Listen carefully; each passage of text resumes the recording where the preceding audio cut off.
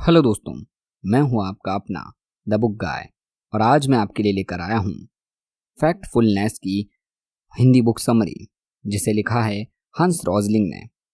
दोस्तों, अगर मैं इस किताब के बारे में एक लाइन में कहूं तो ये किताब आपको दुनिया के बारे में 10 अलग अलग दृष्टिकोण अपनाने के लिए कहती है। साथ ही किताब हमें दुनिया को वैसे देखने से रोकती है जैसा असल में नहीं है। हंस रोजलिंग कहते हैं कि हर कैटेगरी में दुनिया के लोग इतने बारे में इतना बढ़ चढ़ कर सोचते हैं जितना वो असल में है भी नहीं। जैसे लोग सोचते हैं दुनिया बहुत भयानक है, ज़्यादा हिंसक और बहुत ज़्यादा निराशाजनक है। हंस रोजलिंग ये भी बताते हैं कि कदम दर कदम, साल दर साल दुनिया में सुधार हो रहा है।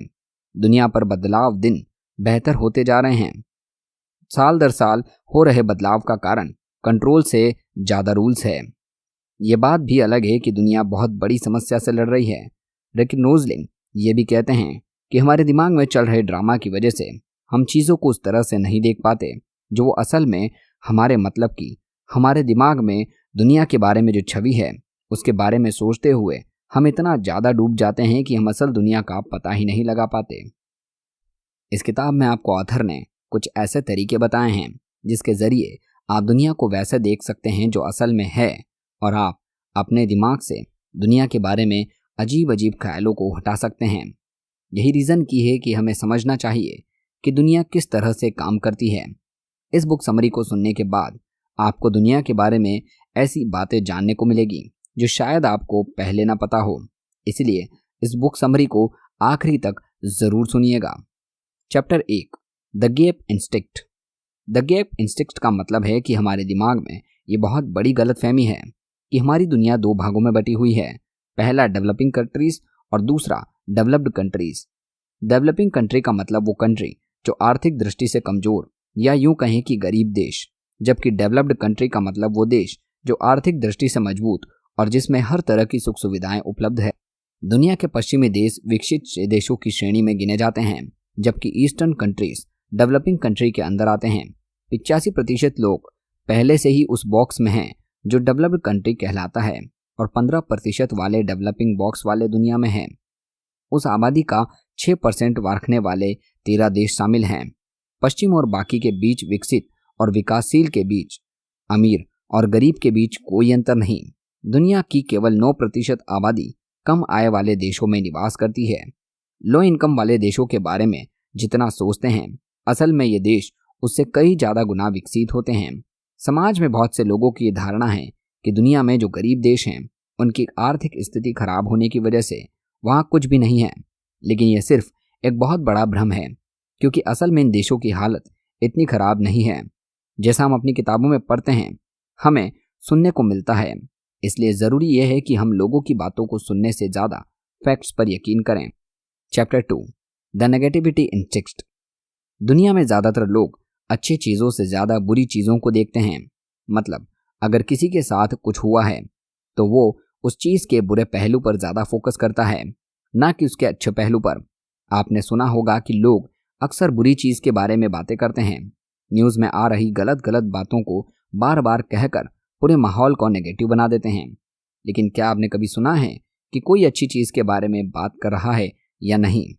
क्योंकि लोग ऐसी बातों पर ध्यान ही नहीं देते।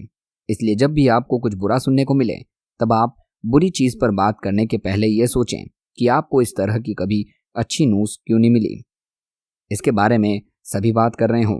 साथ ही आपको खुद में बदलाव लाना चाहिए कि आप दुनिया की बुरी चीज़ों से ज़्यादा अच्छी चीज़ों पर ध्यान दें, क्योंकि आप दूसरों को नहीं बदल सकते, लेकिन आप खुद के नज़रिए को ज़रूर बदल सकते हैं। Chapter 3, the straight line instinct.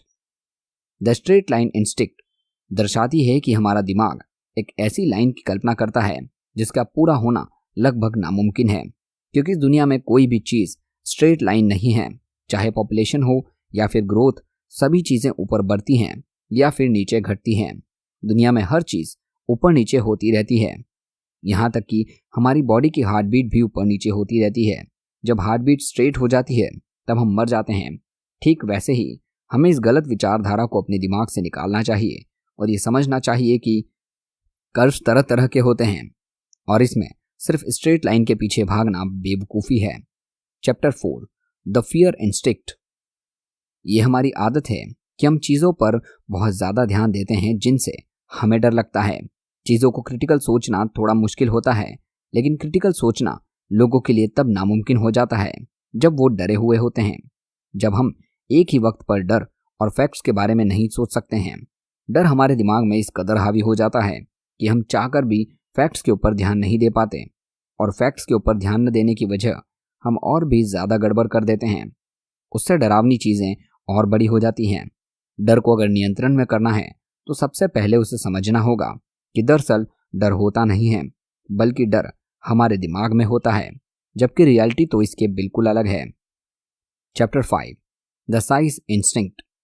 Author बताते हैं कि हम दुनिया को जिस गलत नज़रिए से देखते हैं वो है द साइज इंस्टिंक्ट। इसका मतलब ये है कि हम अपनी दुनिया को साइज के हिसाब से देखते हैं। जैसे अगर किसी के पास बहुत बड़ा घर है तो वो अमीर है, अगर किसी के पास छोटा घर है तो वो गरीब कहलाता है। ठीक वैसे ही अगर किसी के पास बहुत लंबी गाड़ी है तो वो बहुत ज़्यादा अमीर कहलाता है। जिसके पास एक छोटी सी गाड़ी है एक मामूली सा आदमी कहलाता है। दुनिया छोटी और बड़ी की नज़र से नहीं चलती है। हम चीज़ों को सिर्फ इस नज़र से देखने लगते हैं, तब चीज़ें और भी ज़्यादा नेगेटिव हो जाती है। इसलिए हमें इन सारी चीज़ों से ऊपर उठकर सोचना चाहिए। अगर किसी के पास बहुत बड़ा घर है लेकिन उसके अंदर इंसानियत नहीं है तो उस इंसान का बड़ा घर में रहने का कोई मतलब नहीं है।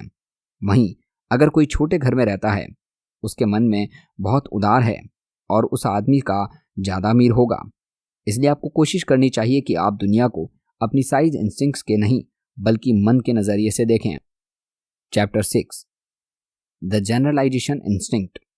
द जनरलाइजेशन इंस्टिंक्ट हमें गलती से चीज़ों या लोगों या देशों के साथ एक साथ जनरलाइज कर सकती है जो रियलिटी में बहुत अलग है। ये इस तरह की सोच हमें यह मानने पर मजबूर करती है कि हर एक श्रेणी में हर कोई एक समान है। और शायद सबसे दुर्भाग्यपूर्ण बात यह है कि हमें कुछ यहाँ के लिए एक सामान्य उदाहरण के आधार पर पूरी श्रेणी के बारे में निष्कर्ष दे सकती है। जब भी इस तरह की सोच आप पर हावी होने लगे कि सारे लोग समान हैं, तब आपको समूहों के भीतर मतभेदों की तलाश करनी चाहिए। विशेष रूप से जब समूह बड़े होते हैं तो उन्हें छोटी व सटीक कैटेगरी में विभाजित करने के तरीकों को तलाश करनी चाहिए। समूहों में समानता की तलाश करें। यदि आप विभिन्न समूहों के बीच नजर आने वाली समानताएं पाते हैं तो विचार करें कि क्या आपकी कैटेगरी रिलेवेंट है। समूहों में मतभेदों की तलाश करें। ये न माने कि समूह के लिए लागू होता है वो दूसरे समूह के लिए भी लागू होगा, क्योंकि लोग एक दूसरे से अलग होते हैं और लोग अलग अलग बातों का अनुसरण करते हैं। इसलिए जनरलाइजेशन की सोच को हटाने के लिए समूह से मतभेद देख सकते हैं। Chapter 7, the destiny instinct. The destiny instinct एक बहुत ही छोटी तरह की सोच है, क्योंकि ये दर्शाती है कि चीज़ें अभी भी जैसी हैं हमेशा वैसी ही रहेंगी। कभी भी उम्र में किसी तरह का बदलाव नहीं होगा।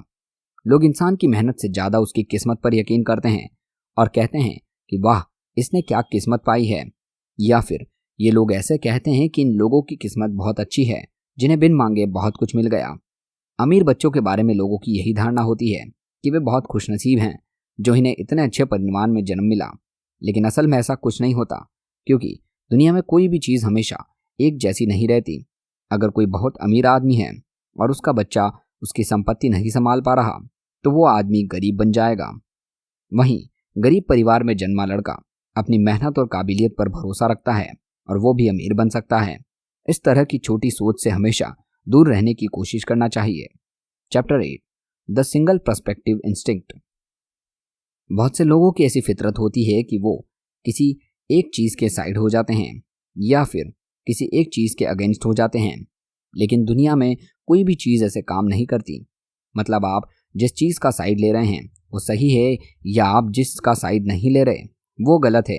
ये सोचना एक बहुत ही गलत धारणा है, क्योंकि हम अपनी धारणा से लोगों की बातों को सुनकर बना लेते हैं। लोगों की बातें हमेशा सही हो ऐसा ज़रूरी नहीं है। इसलिए हमें इस तरह की सोच से भी दूर रहना चाहिए और हमें कोशिश करनी चाहिए कि हम सिक्के के दोनों पहलू को ध्यान से देखें और फिर ये सोचें कि कौन सही है और कौन गलत। दुनिया को गलत बोलने से पहले ये भी देख लेना ज़रूरी है कि आखिर दुनिया गलत क्यों है, या फिर अगर आप दुनिया को अच्छा बोल रहे हैं तो आपको ये देखना ज़रूरी है कि दुनिया में क्या गलत हो रहा है। हर चीज़ के दो साइड होते हैं और आपको हमेशा दोनों नज़रिए से देखना चाहिए। Chapter 9 the blame instinct. क्या आपने कभी ऐसे इंसान को देखा है जो अपनी गलतियों के लिए खुद ही जिम्मेदार रहता है? शायद ही देखा होगा, क्योंकि दुनिया में ऐसे बहुत ही कम लोग होते हैं जो अपनी गलतियों की जिम्मेदारी खुद लेते हैं। क्योंकि दुनिया में अधिकतर लोग कोई भी बुरी चीज होने के पीछे या तो सरकार को या किस्मत को या फिर अपने परिवार को ही बुरा बोलते हैं। लोग दूसरे के ऊपर ब्लेम करने में इतने ज्यादा बिजी होते हैं कि वे इस बात पर कभी ध्यान नहीं देते कि गलती उन्होंने खुद की है। इसलिए हमेशा दूसरों को ब्लेम करने की जगह देखें आखिर गलती किसकी है और ये क्यों है। Chapter 10 the urgency instinct. जब भी हमारे सामने कोई मुसीबत आती है तब हम उस मुसीबत को टालने की तैयारी करने लगते हैं, लेकिन ऐसा हो सकता है कि वो मुसीबत आएगी नहीं, जैसे कोई बीमारी या भूकंप आने का अंदाजा। इसलिए हमेशा अर्जेंसी इंस्टिंक्ट का यूज नहीं करना चाहिए और कभी कभी चीजों को शांत होकर देखना चाहिए। दोस्तों, उम्मीद करता हूं कि इस बुक समरी को सुनने के बाद आप समझ गए होंगे कि हमने दुनिया के बारे में कितनी गलत राय बना रखी है और हमें इसको कैसे ठीक करना है। दोस्तों, अगर आप इस बुक को पढ़ना चाहते हैं तो नीचे लिंक डिस्क्रिप्शन में है, और साथ ही अगर आप इस बुक की और भी काफ़ी सारी बुक्स की फुल ऑडियो बुक सुनना चाहते हैं तो उसका लिंक नीचे डिस्क्रिप्शन में मैं डाल दूंगा। आपको ये वीडियो कैसी लगी कमेंट सेक्शन में ज़रूर बताइए, और साथ ही अगर आपको ये वीडियो अच्छी लगी हो तो इस वीडियो को लाइक और चैनल को सब्सक्राइब करना ना भूलें। मिलते हैं अगली वीडियो में अगली समरी के साथ।